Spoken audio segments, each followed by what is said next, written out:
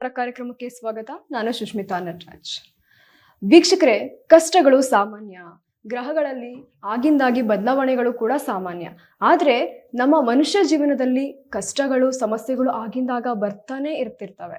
ಅದಕ್ಕೆ ಪರಿಹಾರ ಏನು? ಆ ಪರಿಹಾರನ ಯಾವ ರೀತಿ ಕಂಡ್ಕೋಬೇಕು? ಇವ್ಯಾವೂ ಸಹ ನಮಗೆ ಗೊತ್ತಿರಲ್ಲ. ಆದರೆ ಇವೆಲ್ಲವನ್ನು ಸಹ ನಮಗೆ ತಿಳಿಸ್ಕೊಡೋಕ್ಕೆ, ಮತ್ತೆ ರಾಶಿಗಳಲ್ಲಿ, ನಕ್ಷತ್ರಗಳಲ್ಲಿ ಗ್ರಹಗತಿಗಳು ಆಗಿಂದಾಗಿ ಬದಲಾವಣೆ ಆಗ್ತಾ ಇರೋದನ್ನ ಅದರಿಂದ ಯಾವ ರೀತಿ ಪರಿಹರಿಸ್ಕೋಬೇಕು ಅಂತ ತಿಳಿಸ್ಕೊಡೋಕ್ಕೆ ಇವತ್ತು ನಮ್ಮ ಕಾರ್ಯಕ್ರಮದಲ್ಲಿ ನಮ್ಮ ಜೊತೆ ಇದ್ದಾರೆ ಖ್ಯಾತ ಸಂಖ್ಯಾಶಾಸ್ತ್ರಜ್ಞರು ಮತ್ತು ಕ್ರಿಸ್ಟಲ್ ಜ್ಯೋತಿಷಿಗಳಾದಂತಹ ಶ್ರೀಮತಿ ಮಿತಾ ಅವರು. ಮೊದಲಿಗೆ ಅವ್ರಿಗೆ ಕಾರ್ಯಕ್ರಮಕ್ಕೆ ಬರ್ಮಾಡ್ಕೊಳ್ಳೋಣ. ಮೇಡಮ್ ನಮಸ್ಕಾರ. ನಮಸ್ತೆ. ಎಸ್ ಮ್ಯಾಮ್, ನಾನು ಈಗಾಗಲೇ ಹೇಳ್ತಾ ಇದ್ದೆ, ಗ್ರಹಗಳು ಆಗಿಂದಾಗಿ ಬದಲಾವಣೆ ಆಗ್ತಾ ಇರುತ್ತೆ, ಅದರಿಂದ ಸಾಕಷ್ಟು ತೊಂದರೆಗಳು ಬರುತ್ತೆ. ಆದರೆ ಸಾಮಾನ್ಯ ಜನರಿಗೆ ಅದನ್ನು ಯಾವ ರೀತಿ ಪರಿಹರಿಸ್ಕೋಬೇಕು, ಅದನ್ನು ಯಾವ ರೀತಿ ಬಗೆಹರಿಸ್ಕೋಬೇಕು ಅಂತ ಗೊತ್ತಿರಲ್ಲ. ಇನ್ನು ನಿನ್ನೆ ನೀವು ಸಾಕಷ್ಟು ಚಿತ್ತ ನಕ್ಷತ್ರದ ಬಗ್ಗೆ ಹೇಳ್ತಾ ಹೋದ್ರಿ. ಇವತ್ತು ನಾವು ತುಲಾ ರಾಶಿ ಮತ್ತು ಸ್ವಾತಿ ನಕ್ಷತ್ರದ ಬಗ್ಗೆ ನೋಡೋದಾದರೆ ಅವ್ರಿಗೆ ಇವತ್ತಿನ ದಿನ ಯಾವ ರೀತಿ ಇದೆ? ನೋಡಿ, ಇವತ್ತು ಬಂದು 2 ದಿನ ಒಂದು ನಕ್ಷತ್ರ ಮಾತ್ರ ಚೇಂಜ್ ಆಗುತ್ತೆ. ಬಟ್ ತುಲಾ ರಾಶಿ ಅಂತ ಬಂದಾಗ ಇವತ್ತಿನ ರಾಶಿ ಬಂದು ತುಲಾ ರಾಶಿ ಇರುತ್ತೆ. ಅದೇ ರೀತಿ ಸ್ವಾತಿ ನಕ್ಷತ್ರ ಇರುತ್ತೆ. ಸ್ವಾತಿ ನಕ್ಷತ್ರ ತುಲಾ ರಾಶಿ ಅಂದ ತಕ್ಷಣ ನೋಡಿ, ತುಲಾ ರಾಶಿಯಲ್ಲಿ ಚಿತ್ತ ನಕ್ಷತ್ರ, ಸ್ವಾತಿ ನಕ್ಷತ್ರ, ವಿಶಾಖ ನಕ್ಷತ್ರ 3 ನಕ್ಷತ್ರಗಳು ಬರುತ್ತೆ. ಸೊ 3 ನಕ್ಷತ್ರಗಳು, ಸ್ವಾತಿ ನಕ್ಷತ್ರ 4 ಪದಗಳು, ಚಿತ್ತ ನಕ್ಷತ್ರ 3 ಮತ್ತು 4ನೇ ಪದ, ಅದೇ ರೀತಿ ವಿಶಾಖ ನಕ್ಷತ್ರ 3 ಪದಗಳು ಇದರಲ್ಲಿ ಬರುತ್ತೆ. ಏನಪ್ಪ ಅಂತಂದರೆ ನೋಡಿ, ಇವಾಗ ಚಂದ್ರ ಮತ್ತು ಶುಕ್ರ 2 ದಿನ ಇದೇ ತುಲಾ ರಾಶಿಯಲ್ಲಿ ಇರ್ತಾರೆ. ಚಂದ್ರ ಮತ್ತು ಶುಕ್ರ ಒಟ್ಟಿಗೆ ಇದ್ದಾರೆ. ಚಂದ್ರ ಮತ್ತು ಶುಕ್ರ ಒಟ್ಟಿಗೆ ಇರೋದು ರಾಶಿಯಾಧಿಪತಿ ಶುಕ್ರ. ಯಾಕಂದರೆ ತುಲಾ ರಾಶಿಗೆ ರಾಶಿಯಾಧಿಪತಿ ಶುಕ್ರನೇ ಆಗಿರೋದ್ರಿಂದ ಇಬ್ಬರು ಒಟ್ಟಿಗೆ ಇರೋದು ಒಂದು ಮಿರಾಕಲ್ ಅಂತಲೇ ಹೇಳ್ಬೋದು. ಮತ್ತು ಮುಖ್ಯವಾಗಿ ಏನಪ್ಪ ಅಂತಂದರೆ 6ನೇ ಮನೆಯಲ್ಲಿ ಇವರಿಗೆ ಶನಿ ಇರ್ತಾರೆ. ತುಲಾ ರಾಶಿಗೆ 6ನೇ ಮನೆಯಲ್ಲಿ ಶನಿ ಇರೋದು ಎಲ್ಲೋ ಒಂದು ಕಡೆ ಏನಾಗುತ್ತೆ, ಈ ಜಗಳ, ಕೋಪ ಅನ್ನೋದು ಶತ್ರುಸ್ಥಾನ ಬಲಪಡಿಸ್ತಾ ಹೋಗುತ್ತೆ.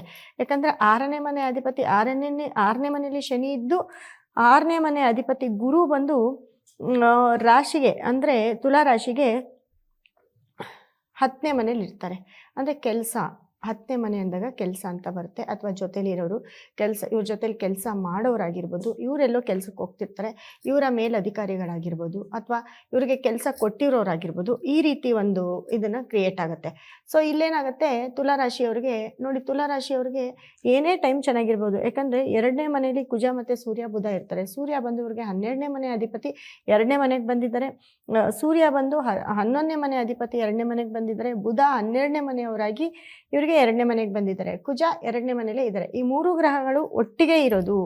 ಈ 3 ಗ್ರಹಗಳು 2ನೇ ಮನೆಯಲ್ಲಿ ಒಟ್ಟಿಗೆ ಇದ್ದಾಗ ಏನಪ್ಪ ಆಗುತ್ತೆ ಅಂತಂದರೆ ಹೆಲ್ತ್ ಸ್ವಲ್ಪ ಪ್ರಾಬ್ಲಮ್ ಆಗುತ್ತೆ. ಅಂದರೆ ನರಕ್ಕೆ ಸಂಬಂಧಪಟ್ಟಂತಹ ಒಂದು ಪ್ರಾಬ್ಲಮ್ ಆಗ್ಬೋದು, ಅಥವಾ ನರಗಳ ದೌರ್ಬಲ್ಯ ಆಗಿರ್ಬೋದು. ಅಥವಾ ನೋಡಿ, 2ನೇ ಮನೆ ಅಂತ ಅಂದಾಗ ಕುಟುಂಬ ಸ್ಥಾನನೂ ಬರುತ್ತೆ. ಅವರ ಕುಟುಂಬದಲ್ಲಿ ಯಾರಿಗಾದರೂ ಸ್ಟ್ರೋಕ್ ಆಗೋದು, ಫಿಟ್ಸ್ ಇರೋದು, ಈ ಥರ ಒಂದು ಪ್ರಾಬ್ಲಮ್ಗಳು ಅತಿ ಹೆಚ್ಚು ಆಗ್ತಾ ಹೋಗುತ್ತೆ. ದುಡ್ಡು ಕಾಸು ಬೇರೆ ವಿಷಯ. ಮತ್ತು ಚಂದ್ರ ಮತ್ತು ಶುಕ್ರ ಒಟ್ಟಿಗೆ ಇರೋದ್ರಿಂದ ಅದು ಶತ್ರು ಸ್ಥಾನ ತುಂಬ ಬಲವಾಗಿರೋದ್ರಿಂದ, ಅಂದರೆ ಶನಿ 6ನೇ ಮನೆಯಲ್ಲಿ ಇರೋದ್ರಿಂದ, ಮತ್ತು ಶನಿ ಇರೋ ಮನೆಯಿಂದ ಈ ತುಲಾ ರಾಶಿಗೆ 8ನೇ ಮನೆ ಆಗುತ್ತೆ. ಸೊ ಹಾಗಾಗಿ ಏನಪ್ಪ ಅಂತಂದರೆ ಕುಟುಂಬದಲ್ಲಿ ಅನ್ನೋದಕ್ಕಿಂತ ಜೊತೆ ಇರೋರ ಜೊತೆ ತುಂಬ ಮನಸ್ತಾಪ, ಜಗಳ, ಯಾವಾಗ್ಲೂ ಅವ್ರ ಜೊತೆ ಇರೋರ ಜೊತೆ ಏನಾದರೂ ಒಂದೊಂದು ವಿಷಯಕ್ಕೆ ಜಗಳ ಮಾಡ್ಕೊಳ್ತಾನೆ ಇರ್ತಾರೆ. ಮತ್ತು ಅದೇನಾಗುತ್ತೆ, ಸ್ಟ್ರಾಂಗ್ ಆಗ್ತಾ ಹೋಗುತ್ತೆ. ಶತ್ರುಸ್ಥಾನ ಸ್ಟ್ರಾಂಗ್ ಆಗ್ತಾ ಹೋಗುತ್ತೆ. ಇವಾಗ ನಾವೇನಾದರೂ ನಮ್ಮ ಟೈಮ್ ಚೆನ್ನಾಗಿಲ್ಲ ಅಂದಾಗ ನಾವು ಸುಮ್ಮನಾಗ್ಬಿಟ್ರೆ ನಮ್ಮನ್ನು ಯಾರೂ ಕೆಣ್ಕಲ್ಲ. ನಮ್ಮನ್ನು ಯಾರಾದರೂ ಕೆಣ್ಕೊಂಡು ಬಂದಾಗೂ ಕೂಡ ನಾವು ಸುಮ್ಮನೆ ಆದಾಗ ಅವ್ರೇನು ಮಾಡಲ್ಲ. ಅಂದರೆ ಇವ್ರು ರಿಯಾಕ್ಟ್ ಆಗ್ತಿಲ್ಲ ಅಂತ ಅವ್ರ ಪಾಡಿಗೆ ಅವರು ಸೈಲೆಂಟ್ ಆಗ್ತಾರೆ. ಬಟ್ ಏನೋ ಒಂದು ವಿಚಾರ ಕೇಳಿದಾಗ ಮಾಡಿದಾಗ ಯಾವಾಗ ನಾವು ರಿಯಾಕ್ಟ್ ಆಗ್ತೀವಿ, ನಾವು ಯಾವಾಗ ಮಾತಾಡ್ತೀವಿ, ಆವಾಗ ಅವ್ರನ್ನ ಪ್ರವೋಕ್ ಮಾಡ್ತಾ ಇರ್ತಾರೆ. ಇವ್ರು ಮಾತಾಡ್ತಿದ್ದಾರೆ, ಇವ್ರನ್ನ ಮಾತಾಡ್ಸೋಣ ಅಂತ ಹಿಂದೆಯಿಂದ ಚೂ ಬಿಡೋದು, ಮುಂದೆಯಿಂದ ಚೂ ಬಿಡೋದು. ಈ ಥರ ತುಂಬ ಪ್ರಾಬ್ಲಮಲ್ಲಿ ತುಲಾ ರಾಶಿಯವರು ಸಿಕ್ಕಾಕೊಳ್ತಾರೆ. ಅದರಲ್ಲೂ ಸ್ವಾತಿ ನಕ್ಷತ್ರದವರಾಗಿರ್ಬೋದು, ವಿಶಾಖ ನಕ್ಷತ್ರದಾಗಿರ್ಬೋದು, ಅವ್ರವ್ರಿಗೆ ಮನಸ್ತಾಪಗಳು ಜಾಸ್ತಿ ಹೆಚ್ಚಾಗ್ತಾ ಹೋಗುತ್ತೆ. ಮತ್ತು ಮನಸ್ಥಿತಿ ಕೆಡುತ್ತೆ ಅಂತ ಹೇಳುತ್ತೆ. ಮತ್ತು ಚಂದ್ರ ಶುಕ್ರ ಇದ್ದರೆ ಏನಪ್ಪ ಅಂದರೆ ಈ ಟ್ರಿಪ್ ಮಾಡೋದು, ಎಲ್ಲಾದರೂ ಹೊರಗಡೆ ಹೋಗೋದು, ದುಡ್ಡು ಖರ್ಚು ಮಾಡೋದು, ತುಂಬ ಎಂಜಾಯ್ ಮಾಡೋದು, ಇದೆಲ್ಲವೂ ಕೂಡ ಆಗತ್ತೆ. ಸೊ ಅದಕ್ಕೂ ಮೀರಿ ಇನ್ನೊಂದು ಏನಪ್ಪ ಅಂತಂದರೆ ತುಂಬ ಯಾಕಂದರೆ 6ನೇ ಮನೆ ಶತ್ರು ಮನೆ ಅಂತ ಹೇಳಿದೆ. ಶನಿ ಇರೋದ್ರಿಂದ 6ನೇ ಮನೆ ಶತ್ರು ಮನೆ ಆಗಿರುತ್ತೆ. ಇನ್ನು ಇವ್ರಿಗೆ 2 ವರ್ಷ ಈ ಜಗಳ ಕದನ ಎಲ್ಲ ಇದಾಗೋದಿಲ್ಲ. ಮತ್ತು ತುಂಬ ಈ ಒಳಗಡೆ ಅಸೂಯೆ ಜಾಸ್ತಿ ಆಗ್ತಾ ಹೋಗುತ್ತೆ. ಇಲ್ಲ 10ನೇ ಮನೆ, ಯಾಕಂದರೆ 6ನೇ ಮನೆ ಅಧಿಪತಿ ಇವರಿಗೆ ಗುರು 10ನೇ ಮನೆಗೆ ಬಂದಿರ್ತಾರೆ. 10ನೇ ಮನೇಲಿ ಏನಾಗುತ್ತೆ, ಈ ಕೆಲಸ ಮಾಡೋರ ಜೊತೆ ಸ್ವಲ್ಪ ಮಿಂಗಲ್ ಆಗೋದು, ಬೇರೆಯವ್ರ ಮಾತು ಕೇಳೋದು, ಇವ್ರ ಮಾತು ಕೇಳೋದು, ಮತ್ತು ಎಲ್ಲೋ ಒಂದು ಕಡೆ ಒಳಗಡೆ ಅಸೂಯೆ ಪಟ್ಕೊಳ್ಳೋದು. ಆ ಅಸೂಯೆ ತಡೆಯೋಕ್ಕಾಗ್ದಿರ ಇವ್ರೇನು ಮಾಡೋದು, ಇವರು ಏನಾದರೂ ಒಂದು ಅನ್ನೋದು, ದುಡ್ಡಿದ್ರೆ ಏನು ಬೇಕಾದರೂ ಮಾಡ್ಬೋದು ಅಂತ ಅಂದ್ಕೊಳ್ತಾರೆ ಕೆಲವರು. ಸೊ ಇದೇ ದುಡ್ಡಿಂದ ಎಲ್ಲೋ ಒಂದು ಕಡೆ ಯಾರನ್ನಾದ್ರೂ ಇಲ್ಲ ಅವ್ರಿಗೆ ಹಾಗೆ ಹೇಳ್ಬೇಕು, ಇವ್ರಿಗೆ ಹೀಗೆ ಹೇಳ್ಬೇಕು ಅಂತ ಒಂದು 4-6 ಜನನ ಕೂತ್ಕೊಂಡು ಮಾತಾಡೋದು.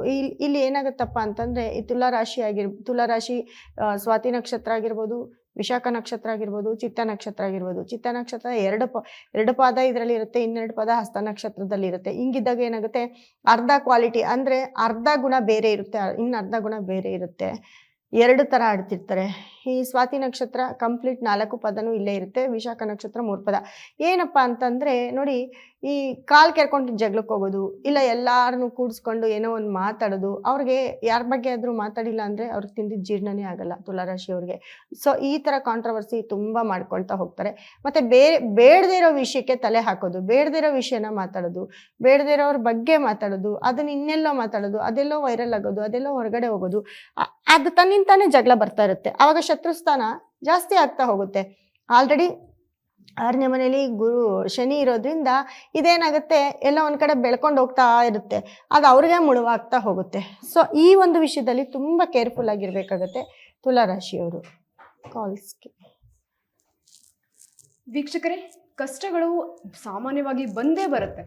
ಇನ್ನು ಆ ಕಷ್ಟಗಳನ್ನ ಬಗೆಹರಿಸ್ಕೊಳ್ಳೋಕೆ ನೀವು ಯಾವ ರೀತಿ ಪ್ರಯತ್ನ ಪಡ್ತೀರಾ? ಎಲ್ಲಿಗಾದ್ರೂ ಹೋಗಿ ಯಾವುದೋ ಒಂದು ಜ್ಯೋತಿಷ್ಯನ ಕೇಳ್ತೀರಾ, ಇಲ್ಲ ಏನಾದ್ರು ಪರಿಹಾರ ಕಂಡ್ಕೊಳ್ಳೋಕೆ ಸಾಕಷ್ಟು ಪ್ರಯತ್ನ ಪಡ್ತೀರಾ. ಆದರೆ ಇವತ್ತು ನಿಮ್ಮ ಸ್ಕ್ರೀನ್ ಮೇಲೆ ಡಿಸ್ಪ್ಲೇ ಆಗ್ತಾ ಇರುವಂಥ ನಂಬರ್ಗೆ ಕರೆ ಮಾಡಿದ್ರೆ ಸಾಕು, ನಿಮ್ಮೆಲ್ಲ ಕಷ್ಟಗಳಿಗೂ ಪರಿಹಾರ ತಾನಾಗೇ ಒಲ್ದು ಬರುತ್ತೆ. ನಿಮ್ಮ ಸ್ಕ್ರೀನ್ ಮೇಲೆ ಡಿಸ್ಪ್ಲೇ ಆಗ್ತಾ ಇರುವಂಥ 8197666666 ಈ ನಂಬರ್ಗೆ ಕರೆ ಮಾಡಿ. ಮೇಡಮ್ ಅವರು ನಿಮಗೆ ನೇರವಾಗಿ ನಿಮ್ಮೆಲ್ಲ ಸಮಸ್ಯೆಗಳಿಗೂ ಪರಿಹಾರ ಶೀಘ್ರವಾಗಿ ಕೊಡ್ತಾರೆ. ಈಗಲೇ ಕರೆ ಮಾಡಿ ನಿಮ್ಮ ಸ್ಕ್ರೀನ್ ಮೇಲೆ ಕಾಣಿಸ್ತಾ ಇರುವಂಥ ನಂಬರ್ಗೆ. ಎಸ್ ಮ್ಯಾಮ್, ನೀವು ಈಗಾಗಲೇ ತುಂಬ ಸಾಕಷ್ಟು ಬಾರಿ ಹೇಳಿದ್ರಿ 7, 8, 9, 17, 18, 19 ಈ ನಂಬರ್ಗಳ ಬಗ್ಗೆ ನೀವು ಸಾಕಷ್ಟು ಸರಿ ಹೇಳಿದ್ರಿ. ಬಟ್ ಅದನ್ನ ಎಷ್ಟು ಜನ ಸೀರಿಯಸ್ ಆಗಿ ತಗೊಂಡ್ರೋ, ಎಷ್ಟು ಜನ ನೆಗೆಟಿವ್ ಆಗಿ ತಗೊಂಡ್ರೋ ಅದನ್ನ ನಿಜವಾಗ್ಲೂ ಗೊತ್ತಿಲ್ಲ.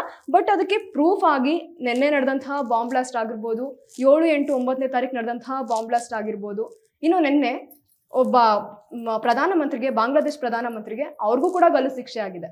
ಇದ್ರ ಬಗ್ಗೆ ನಾವು ಮಾತಾಡೋದಾದ್ರೆ ಆ ನಂಬರ್ಸ್ ಎಲ್ಲ ನಿಜ ಅನ್ನೋ ಅಷ್ಟು ಫೀಲಿಂಗ್ ಬರ್ತಾ ಇದೆ. ಅದ್ರ ಬಗ್ಗೆ ಮಾತಾಡ್ತಾ ಹೋಗೋಣ. ನೋಡಿ, ಇವಾಗ ನಾನು ಹೇಳಿದೆ ಈ ವರ್ಷದ ಕೊನೆಯ ಡೇಂಜರ್ ಮಂತು ಇದೇ ಆಗಿರುತ್ತೆ ಅಂತ. ಸೊ ಕೊನೆಯ ಡೇಂಜರ್ ಮಂತ್ ಅಂತಂದರೆ ಈ 2ನೇ ತಿಂಗಳು, ಅಂದರೆ 11ನೇ ತಿಂಗಳು. 11 ಅಂದಾಗ 2 ಪಾಸ್ ಆಗುತ್ತೆ. ಅದೇ ರೀತಿ ಈ 9 ಅನ್ನೋದು ಈ ವರ್ಷದ ತುಂಬ ಡೇಂಜರ್ ಅಂತ ಹೇಳಿದೆ. ಸೊ ಈ 9ನೇ ನಂಬರ್ ಎಲ್ಲೆಲ್ಲಿ ಪಾಸ್ ಆಗುತ್ತೆ ನೋಡಿ. ಇವತ್ತು ಬಂದು 17, ನಿನ್ನೆ ಬಂದು 17 ಅಂತ ಅಂದಾಗ 7 ಮತ್ತು 1 8 ಅನ್ನೋ ನಂಬರು ಮುಂದಿನ ವರ್ಷಕ್ಕೆ 2026ನೇ ವರ್ಷಕ್ಕೆ 8 ಅನ್ನೋ ನಂಬರು ತುಂಬ ನೆಗೆಟಿವ್ ನಂಬರ್ ಆಗಿರುತ್ತೆ. ಸೊ ತುಂಬ ಡೇಂಜರ್ ನಂಬರ್ ಕೂಡ ಆಗಿರುತ್ತೆ. ಸೊ ಈ ನಂಬರ್ನ ನಾವು ಈ ಒಂದು ವರ್ಷದಲ್ಲೇ ನಾವು ಅದ ಎಫೆಕ್ಟ್ ಗೊತ್ತಾಗ್ತಾ ಹೋಗುತ್ತೆ. ನಿನ್ನೆ ನೋಡಿ, ಒಂದು ಟ್ಯಾಂಕರು, ಒಂದು ಬಸ್ದು ಇದು ಗ್ಯಾಸ್ ಬಸ್ಟ್ ಆಗಿ ಸುಮಾರು 40 ಜನ ಸತ್ತಿದ್ದಾರೆ. 40 ಜನ ಒಂದೇ ಸತಿ ಸಾಯೋದು ಎಷ್ಟು ಮಿರಾಕಲ್ ಅಲ್ವಾ? ಇವಾಗ ಏನೋ ಒಂದು ಆಕ್ಸಿಡೆಂಟ್ ಆದಾಗ ಒಂದು ಕಾರಲ್ಲಿ ಇಬ್ರು ಸಾವನ್ನಪ್ಪದು, 3 ಜನ ಸಾವನ್ನಪ್ಪದು, ಇದು ಒಂಥರ ಇರುತ್ತೆ. ಆದ್ರೆ ಈಗ 40 ಜನ ಒಂದೇ ಸ್ಪಾಟ್ ಅಲ್ಲಿ ಸತ್ತಾಗ ಏನಾಗುತ್ತೆ ಅಂತಂದ್ರೆ ಒಂದು ಬಿಗ್ ತುಂಬಾ ಅಹಿತಕರ ಘಟನೆ ಅಂತ ಹೇಳ್ಬೋದು. ಇದು ಮಿರಾಕಲ್ ಅಂದ್ರೆ ನಾವು ಹೇಳಿರೋ ತಿಂಗಳಲ್ಲೇ ಆಗಿದೆ ನೋಡಿ. ನಾನು ಏನು ಹೇಳಿದ್ದೆ, ಈ 2 ಅನ್ನೋ ತಿಂಗಳು, ಈ ಲಾಸ್ಟ್ ವರ್ಷದ ಕೊನೆಯ ಡೇಂಜರಸ್ ತಿಂಗಳು ಇದಾಗಿರುತ್ತೆ ಅಂತ ಹೇಳಿದೆ. ಸೊ ಈ ತಿಂಗಳಲ್ಲಿ ಅದು ಏನೇ ಇರ್ಬೋದು, ಇನ್ನು 30 ದಿನ, ಇನ್ನು 15 ದಿನ, ಆಲ್ರೆಡಿ 15 ದಿನ, 7, 8, 9 ಸತತವಾಗಿ ಈ 3 ದಿನ ಕೂಡ ಇದೇ ರೀತಿ ತುಂಬ ಬ್ಯಾಡ್ ಇನ್ಸಿಡೆಂಟ್ಗಳು ನಡೆದಿದೆ. ಅದೇ ಈ ವಾರದಲ್ಲಿ 17, 18, 19, 20 ಈ 4 ದಿನ ಕೂಡ ತುಂಬ ಹುಷಾರಾಗಿರ್ಬೇಕಾಗುತ್ತೆ. ಅದರಲ್ಲಿ ನಿನ್ನೆ ಆಗಿರೋಂಥ ಒಂದು ಘಟನೆಗೆ ಮೈ ಬೆಚ್ಚಿ ಬೀಳುತ್ತೆ. ಯಾಕಂದರೆ ಇದೇ ತಿಂಗಳಲ್ಲಿ ನಿನ್ನೆ ಕೂಡ 8 ಅನ್ನೋ ನಂಬರ್ ಪಾಸ್ ಆಗುತ್ತೆ. ಆ 8 ಅನ್ನೋ ನಂಬರಲ್ಲಿ ಈ ಘಟನೆಗಳಾಗಿದೆ. ಇದೆಲ್ಲ ನಾನು ಎಷ್ಟು ಹೇಳಿರ್ತೀನೋ ಈ ತಿಂಗಳಲ್ಲಾಗೋದು ಅಷ್ಟೇ ಸತ್ಯ ಅಂತ ಕೂಡ ಇದೆ. ಸೊ ಅದೇ ರೀತಿ ಇದೇ ರೀತಿ ಇವತ್ತು ಕೂಡ 18, ಇವತ್ತಿನ ಡೇಟ್ ಅಲ್ಲಿ ಏನ್ ಬೇಕಾದ್ರೂ ಆಗ್ಬೋದು. ಯಾಕಂದ್ರೆ ಇವತ್ತು 9 ಅನ್ನೋದು ಪಾಸ್ ಆಗುತ್ತೆ. ಈ ತಿಂಗಳಿಗೆ 9ನೇ ತಾರೀಕು 18 ಅನ್ನೋದು ತುಂಬಾ ಡೇಂಜರಸ್ ಅಂತ ಕೂಡ ಹೇಳಿದೆ. ಅದೇ ರೀತಿ ಈ ಮಂತ್ ಕೂಡ ತುಂಬಾ ಡೇಂಜರ್ ಅಂತ ಹೇಳಿದೆ. ಈ 18ನೇ ತಾರೀಕು ಮತ್ತೆ ನಾಳೆ 19, 20ನೇ ತಾರೀಕುವರೆಗೂ ಪ್ರತಿಯೊಂದು ಪ್ರಪಂಚದಲ್ಲಿ ಏನಾದ್ರೂ ಆಗುತ್ತೆ, ದೊಡ್ಡ ದೊಡ್ಡ ವೈರಲ್ ಆಗುತ್ತೆ, ದೊಡ್ಡ ದೊಡ್ಡ ನ್ಯೂಸ್ ಆಗುತ್ತೆ. ನಾವ್ ಇದ್ರ ಬಗ್ಗೆ ಮತ್ತೆ ಕಂಟಿನ್ಯೂ ಮಾಡೋಣ. ಇವಾಗ ಒಂದು ಕಾಲ್ ಇದೆ, ಅದನ್ನ ತಗೋಬಿಡೋಣ. ಓಕೆ. ಹಲೋ. ಹಲೋ, ನಮಸ್ತೆ ಸರ್. ನಮಸ್ತೆ ಮೇಡಮ್. ಎಲ್ಲಿಂದ ಕರೆ ಮಾಡ್ತಾ ಇರೋದು? ತುಮಕೂರಿಂದ. ಓಕೆ, ಯಾರ ಬಗ್ಗೆ ಕೇಳಬೇಕಿತ್ತು ಅಮ್ಮ? ನಮ್ಮ ಮನೆಯವ್ರ ಬಗ್ಗೆ. ಅವ್ರ ಹೆಸರು? ಬೊಮ್ಮಣ್ಣ. ಓಕೆ, ಅವ್ರು ಹುಟ್ಟಿರುವಂತ ದಿನಾಂಕ ಮತ್ತೆ ಸಮಯ ಹೇಳಿ. 16/4/1972. ಓಕೆ, ಅವ್ರು ಹುಟ್ಟಿರುವಂತ ಸಮಯ? 2:30. ಬೆಳಿಗ್ಗೆನಾ ಸಂಜೆನಾ? ಮಧ್ಯಾಹ್ನ. ಓಕೆ, ಮೇಡಮ್ ಅವರಿದ್ದಾರೆ, ಮಾತಾಡಿ. ಮೇಡಮ್ ನಮಸ್ತೆ. ನಮಸ್ತೆ ಮೇಡಮ್. ಮೇಡಮ್ ನಿಮ್ಮ ಯಜಮಾನ್ರದ್ದು ವೃಷಭ ರಾಶಿ ಕೃತಿಕಾ ನಕ್ಷತ್ರ ಬರುತ್ತೆ. ವೃಷಭ ರಾಶಿ ಕೃತಿಕಾ ನಕ್ಷತ್ರ. ಮಿಥುನ ರಾಶಿ ಅಲ್ಲ ಮೇಡಮ್, ವೃಷಭ ರಾಶಿ ಬರುತ್ತೆ. ವೃಷಭ ರಾಶಿ ಕೃತಿಕಾ ನಕ್ಷತ್ರ ಬರುತ್ತೆ. ನಿಮ್ಮ ಟಿವಿ ವಾಲ್ಯೂಮ್ನ ಕಮ್ಮಿ ಮಾಡಿ ನೀವು ನನ್ನ ಹತ್ರನೇ ಮಾತಾಡಿ, ಓಕೆನಾ? ಹಲೋ. ನಿಮ್ಮ ಪ್ರಶ್ನೆ ಮೇಡಮ್. ಹಲೋ. ಹಲೋ ಮೇಡಮ್, ಕೇಳಿಸ್ತಿದ್ಯಾ? ಹಾ, ಈಗ ಕೇಳ್ತಿದೆ. ನಿಮ್ಮ ಪ್ರಶ್ನೆ ವೃಷಭ ರಾಶಿನೇ, ನಿಮ್ಮ ಮನೆಯವ್ರದ್ದು ವೃಷಭ ರಾಶಿ ಕೃತಿಕಾ ನಕ್ಷತ್ರ. ನಿಮ್ಮ ಪ್ರಶ್ನೆ ಏನು? ಅವರು ತುಂಬಾ ಒಳ್ಳೆಯವರು, ಎಲ್ಲಾರ್ಗು ದಾನ ಧರ್ಮ ಮಾಡ್ಬಿಡ್ತಾರೆ. ಎಷ್ಟೆಷ್ಟೋ ದುಡ್ಡುಗಳೆಲ್ಲ ಕೊಟ್ಟು ಕಳ್ಕೊಂಡ್ಬಿಟ್ಟಿದ್ದಾರೆ. ಕೆಲಸ ಮಾಡಿ ದುಡ್ಡು ವಾಪಸ್ ಬರೋದಿಲ್ಲ. ಅದಕ್ಕೆ ಏನ್ ಮಾಡ್ಬೇಕು ಅಂತ ಹೇಳಿ. ತುಂಬಾ ಒಳ್ಳೆಯವರಲ್ವಾ? ಅದಕ್ಕೆ ಯಾವತ್ತು ನಿಮ್ಮನ್ನ ಹೊಡೆದಿಲ್ವಾ, ಬೈದಿಲ್ವಾ? ಇಲ್ಲ ಮೇಡಮ್. ಅದಕ್ಕೆ ಅವ್ರು ಹೊಡೆದಿದ್ರೆ ಬೈದಿದ್ರೆ ಕೆಟ್ಟವರಾಗಿರೋರು. ಇಲ್ಲ ಮೇಡಮ್. ಅವರ ಲಗ್ನ ಬಂದು ಸಿಂಹ ಲಗ್ನ. ಅಲ್ಲ ಮೇಡಮ್, ಅವರು ಸಾಧು, ಯಾರ ಹತ್ರನೂ ಒಂದ್ ಜಗಳ ಆಡಲ್ಲ. ನನ್ ಬಗ್ಗೆನೆ ಅಂತಲ್ಲ, ಬೇರೆಯವ್ರ ಬಗ್ಗೆನೂ ಅಷ್ಟೇನೆ. ಒಬ್ಬರು ಮಾತಾಡಲ್ಲ. ಅವೆಷ್ಟೇ ಮೋಸ ಮಾಡಿದ್ರು ಕ್ಷಮಿಸ್ತಾರೆ. ಅವ್ರಿಗೆ ಒಂದ್ ದೇವಸ್ಥಾನನೋ ಒಂದ್ ಮಠನೋ ಕಟ್ಕೊಟ್ಬಿಡಿ, ಸೂಪರ್ ಆಗಿರುತ್ತೆ. 2023ರಿಂದ 42ರವರೆಗೂ ಶನಿ ದಶೆ ನಡೀತಿದೆ ಅವ್ರಿಗೆ. ಹಲೋ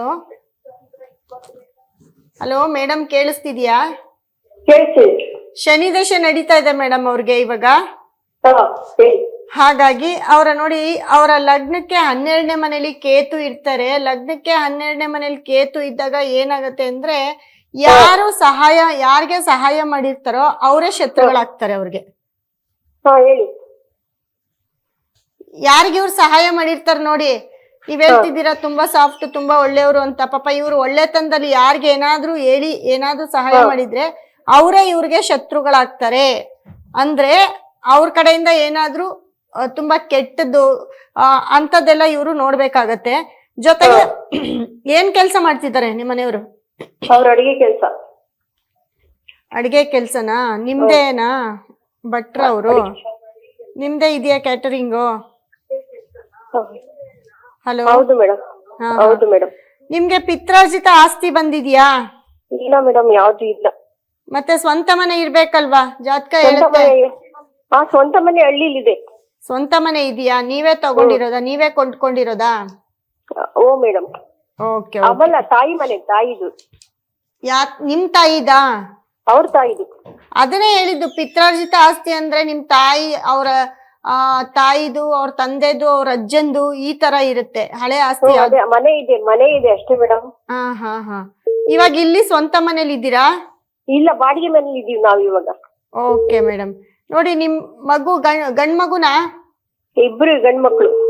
ಅದನ್ನ ಹೇಳುತ್ತೆ. ನಿಮ್ಮ ಲಗ್ನಕ್ಕೆ 5ನೇ ಮನೇಲಿ ಗುರು ಇರ್ತಾರೆ, ಸ್ವಂತ ಮನೇಲಿ ಗುರು ಇರ್ತಾರೆ. ಮಕ್ಕಳನ್ನ ತುಂಬಾ ಚೆನ್ನಾಗಿ ಓದಿಸ್ಬೇಕು ನೀವು, ಆಯ್ತಾ? ಮೇಡಮ್ ತುಂಬಾ ಕಷ್ಟ ಪಡ್ತಿದಾರೆ ಅವ್ರಿಗೋಸ್ಕರ. ಮಕ್ಕಳನ್ನ ತುಂಬಾ ಚೆನ್ನಾಗಿ ಓದಿಸಿದ್ರೆ ನಿಮ್ಮ ಮಕ್ಕಳು ಅದ್ರಲ್ಲಿ ಯಾರಾದ್ರೂ ಒಬ್ರು ತುಂಬಾ ಬಿಗ್ ಅಚೀವ್ಮೆಂಟ್ ಅನ್ನ ಮಾಡ್ತಾರೆ. ಮತ್ತೆ ನೋಡಿ, 6ನೇ ಮನೇಲಿ ರಾಹು ಇರ್ತಾರೆ. 6ನೇ ಮನೇಲಿ ರಾಹು ಇದ್ದಾಗ ಎಲ್ಲೋ ಒಂದ್ ಕಡೆ ನಿಮ್ಗೆ ಕುಟುಂಬದ ಹಿಂಸೆ ಜಾಸ್ತಿ ಆಗಿರುತ್ತೆ. ಕುಟುಂಬದವರೇ ಹಿತಶತ್ರುಗಳು ಜಾಸ್ತಿ ಇರ್ತಾರೆ. ಮತ್ತೆ ತುಂಬಾ ಯಾರಾದ್ರೂ ಏನಾದ್ರೂ ಅನ್ನೋದುಂಟಾ? ನಿಮ್ ಹಿಂದ್ಗಡೆ ಮುಂದ್ಗಡೆ ಯಾರಾದ್ರೂ ಏನಾದ್ರೂ ಬೈಕೊಳ್ಳೋದುಂಟಾ ನಿಮ್ನ? ಮ್ಯಾಮ್, ಕಾಲ್ ಕಟ್ ಆಗಿದೆ ಅನ್ಸುತ್ತೆ. ನಾವು ಅವಾಗ್ಲೇ ಏನು ನೋಡಿ, ಈ ಜಾತಕ ಅವರು ಕೇಳಿಸ್ಕೊಳ್ತಾರೆ ಪಾಪ. ನಾನು ಹೇಳ್ತೀನಿ, ಹಾಗೆ ಕೇಳ್ತೀನಿ ನೋಡಿ. ಅವ್ರಿಗೆ ಕುಟುಂಬದ ಶತ್ರುಗಳು ಜಾಸ್ತಿ ಆಗಿರ್ತಾರೆ. ಅದೇ ರೀತಿ 6ನೇ ಮನೇಲಿ ರಾಹು ಇದ್ದಾಗ ಮನೇಲಿ ಯಾರನ್ನಾದ್ರೂ ಕಳ್ಕೊಳ್ಳೋದು, ದೊಡ್ಡವ್ರನ್ನ ಕಳ್ಕೊಳ್ಳೋದು, ಈ ತರ ಆಗ್ತಾ ಇರುತ್ತೆ ಈ ದಶೆ ನಡೆದಾಗ. ಬಟ್ ಅವ್ರಿಗೆ ರಾಹು ದಶೆ 1989ರಿಂದ 2007ರಲ್ಲಿ ಮುಗ್ದಿದೆ ಅವ್ರಿಗೆ ರಾಹು ದಶೆ. ಮತ್ತೆ ಇನ್ನೊಂದೇನಪ್ಪ ಅಂದ್ರೆ ಅವ್ರ ಪಾಪ ಇದನ್ನ ನೋಡಿ ಕೇಳಿಸ್ಕೊಂಡ್ರೂ ಸಾಕು, ಅವ್ರ ಜಾತಕ ಅವ್ರಿಗೆ ರೀಚ್ ಆಗತ್ತೆ ಅಂತ ಹೇಳ್ತೀನಿ. ಇವಾಗ ಅವ್ರಿಗೆ ನಡೀತಾ ಇರೋ ದಶೆ ಬಂದು ಶನಿ ದಶೆ. ಶನಿ ದಶೆ ಅವ್ರಿಗೆ ಅಪ್ ಟು 2042ವರೆಗೂ ಇರುತ್ತೆ. ಬಟ್ 10ನೇ ಮನೇಲಿ ಶನಿ ಇರ್ತಾನೆ. ಬಟ್ 10ನೇ ಮನೇಲಿ ಶನಿ ಮತ್ತೆ ಕುಜ ಮತ್ತೆ ಶನಿ ಮತ್ತೆ ಚಂದ್ರ ಮತ್ತೆ ಶುಕ್ರ, ಈ 4 ಗ್ರಹಗಳು 10ನೇ ಮನೇಲಿ ಇರೋದ್ರಿಂದ ಪ್ರತಿ ಸತಿನೂ ಅವರು ತುಂಬಾ ಕಷ್ಟಪಟ್ಟು ಕೆಲಸ ಮಾಡ್ತಿರ್ತಾರೆ, ಕಷ್ಟಪಟ್ಟು ದುಡಿತಿರ್ತಾರೆ. ಆದ್ರೆ ಎಲ್ಲೋ ಒಂದ್ ಕಡೆ ಅವ್ರು ದುಡ್ದಿದ್ದು ಹಣನೆಲ್ಲವನ್ನೂ ಕೂಡ ಬೇರೆಯವರ ಪಾಲಾಗುವಂತ ಚಾನ್ಸಸ್ ಅತಿ ಹೆಚ್ಚಿರುತ್ತೆ. ಇವಾಗ ತಿಂದಿಲ್ಲ ಉಂಡಿಲ್ಲ ಏನೇ ಕಷ್ಟಪಟ್ಟು ಮಾಡಿದ್ರು ಅದು ಇನ್ನೊಬ್ಬರ ಸ್ವತ್ತು ಅಂತ ಹೇಳ್ತೀವಿ, ಆ ರೀತಿ ಆಗ್ತಾ ಇರತ್ತೆ. ಮತ್ತೆ ರಾಹು 8ನೇ ಮನೆಯಲ್ಲಿ ಬುಧ ಇರ್ತಾರೆ. 8ನೇ ಮನೆಯಲ್ಲಿ ಬುಧ ಮತ್ತೆ ಸಪ್ತಮಾಧಿಪತಿ ಶನಿ ಬಂದವರಿಗೆ 10ನೇ ಮನೆಯಲ್ಲಿ ಇದ್ದಾಗ ಅವ್ರ ಹೆಂಡತಿ ಕೂಡ ಏನೋ ಅವ್ರಿಗೆ ಸಹಾಯ ಮಾಡ್ತಾರೆ ಅಂತ ಹೇಳುತ್ತೆ, ಅವ್ರ ಹೆಂಡತಿ ಕೂಡ ಕೆಲಸ ಮಾಡ್ತಾರೆ ಅಂತ ಹೇಳುತ್ತೆ, ಇಲ್ಲ ಮಾಡಬೇಕು ಅಂತ ಹೇಳುತ್ತೆ ಯಾವತ್ತಾದ್ರೂ ಒಂದಿನ. ಮತ್ತೆ ಬುಧನೂ ಅವ್ರಿಗೆ ಕೆಟ್ಟಿದ್ದಾನೆ. ಅವ್ರ ರಾಶಿಗೆ ಬುಧ 8ನೇ ಮನೆಗೆ ಬಂದಿದ್ದಾರೆ. ಬುಧ ಅಂತಂದ್ರೆ ಅವ್ರಿಗೆ 11ನೇ ಮನೆಯವನು. 11ನೇ ಮನೆಯವನು 8ನೇ ಮನೆಗೆ ಬಂದಾಗ ಎಲ್ಲೋ ನಾವು ಉಳಿಸಿಟ್ಟಿದ್ದು ಪರರ ಪಾಲು, ನಾವೇನೇ ಮಾಡಿದ್ರು ಪರರ ಪಾಲಾಗುತ್ತೆ ಅಂತ ಹೇಳುತ್ತೆ. ಸೊ ಅವ್ರು ಇದಕ್ಕೆ ತುಂಬಾ ಪರಿಹಾರ ಮಾಡ್ಕೊಳ್ಬೇಕು. ತುಂಬಾ ಪರಿಹಾರ ಅಂತಂದ್ರೆ ಅವರ ದುಡ್ಡು ಎಲ್ಲೂ ಪೋಲಾಗಬಾರ್ದು, ಎಲ್ಲೂ ಹೊರಗಡೆ ಹೋಗ್ಬಾರ್ದು. ಮತ್ತೆ ಎಲ್ಲ ಒಂದ್ ಕಡೆ ಅವರ ಒಂದು ಸ್ವಂತ ಮನೆ ಮಾಡ್ಕೋಬೇಕು, ಸ್ವಂತ ಏನಾದ್ರು ಮಾಡ್ಕೋಬೇಕು ಅಂದ್ರೆ ಈ ಟೈಮ್ ಚೆನ್ನಾಗಿದೆ ಅವ್ರಿಗೆ. ಈ ಟೈಮ್ಗೆ ಅವ್ರಿಗೆ ಅದಕ್ಕೂ ಬೇಕು ಅಂದ್ರೆ ನಮ್ಮಲ್ಲಿ ಕುಜನಿಗೆ ಸಂಬಂಧಪಟ್ಟಂತ ಒಂದು ಸ್ಟೋನು ಮತ್ತೆ ಅವ್ರಿಗೆ ಶನಿ ದಶೆ ನಡೀತಾ ಇರೋದ್ರಿಂದ ಅದಕ್ಕೆ ಸಂಬಂಧಪಟ್ಟಂತ ಒಂದು ಬ್ರೇಸ್ಲೆಟ್ನ ಅವ್ರ ಕೈಗೆ ಹಾಕೊಂಡ್ರೆ ಎಲ್ಲ ಒಂದ್ ಕಡೆ ಚೆನ್ನಾಗಿರ್ತಾರೆ. ಇಲ್ಲಾಂದ್ರೆ ಸ್ವಲ್ಪ ಹೆಲ್ತ್ ಕೂಡ ಅವ್ರಿಗೆ ಅಪ್ಸೆಟ್ ಆಗುತ್ತೆ.